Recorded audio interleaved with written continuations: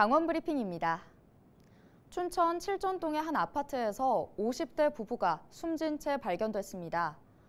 춘천경찰서는 지난 23일 오전 10시 30분쯤 춘천 칠전동의 한 아파트에서 50대 남녀가 숨진 채 발견됐다고 밝혔습니다.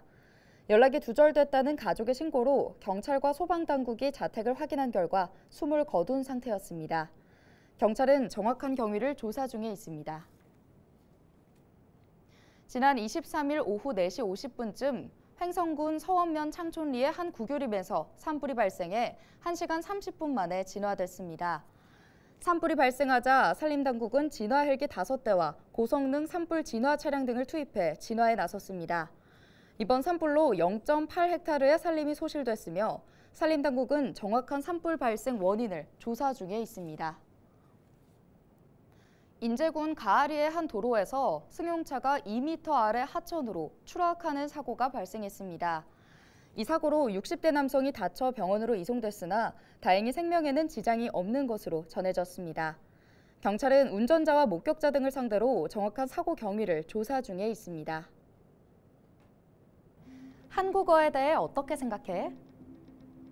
한국어는 아름다운 언어라고 생각합니다. 매우 정교하고 표현력이 풍부하며 한국어로 된 문학작품은 매우 감동적입니다.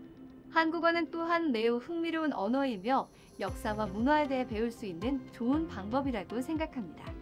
한국어는 배우기 어려운 언어이지만 그만한 가치가 있다고 생각합니다. 구글의 인공지능 챗봇 바드에 한국어로 질문한 후 들은 대답입니다. 번역 없이 바드와 바로 대화가 가능했던 이유, 바로 한국어가 영어에 이어 바드의 최우선 지원 언어로 지정됐기 때문인데요. 한국어 사용 인구는 8천만여 명으로 전 세계 언어 중 23위에 불과합니다.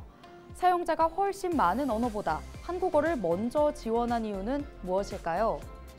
구글의 최고 경영자 순다르 피차이는 한국어 선정 이유에 대해 한국 인공지능 시장의 잠재 가능성을 꼽았습니다. 한국은 첨단 기술이 발전했고 매우 역동적인 곳이라 한국 시장의 진출을 확대하는 건 큰 가치가 있다는 건데요. 전문가들은 한국어 사용 인구에 비해 K-팝이나 K-드라마의 영향으로 한국어 번역 수요가 늘어난 것도 한몫했다고 전했습니다.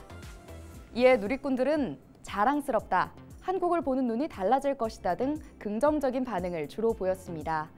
하지만 일각에선 네이버와 삼성전자를 의식해 한국에서 검색 점유율을 끌어올리기 위한 전략이다라는 시각을 제시하기도 했습니다.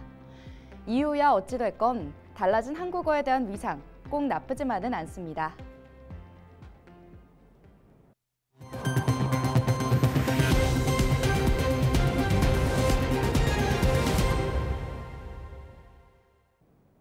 강원도가 대만 관광객 유치에 나섭니다. 강원도는 오는 26일부터 나흘간 2023 타이베이 국제관광 박람회에 참가해 강원도 홍보관을 운영합니다. 또 대만 여행사를 대상으로 설명회를 개최하고 DMZ, 체험관광 등 강원 관광을 홍보할 계획입니다.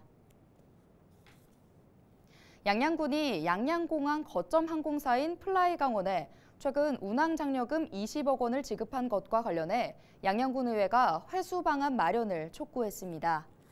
양양군의회는 플라이강원 운항장려금 지급을 의결하면서 항공사의 자구 노력 등을 판단해 집행할 것을 양양군에 주문했지만 기업 회생 신청이라는 최악의 상황에서 조급히 장려금을 지급했다고 지적했습니다.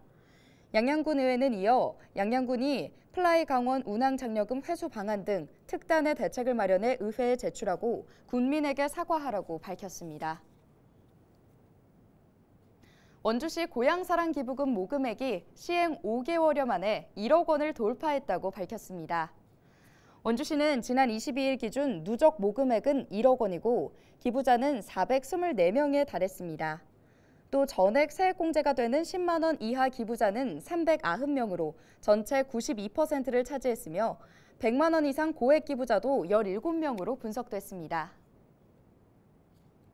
오늘 준비한 소식은 여기까지입니다. 지금까지 강원 브리핑이었습니다.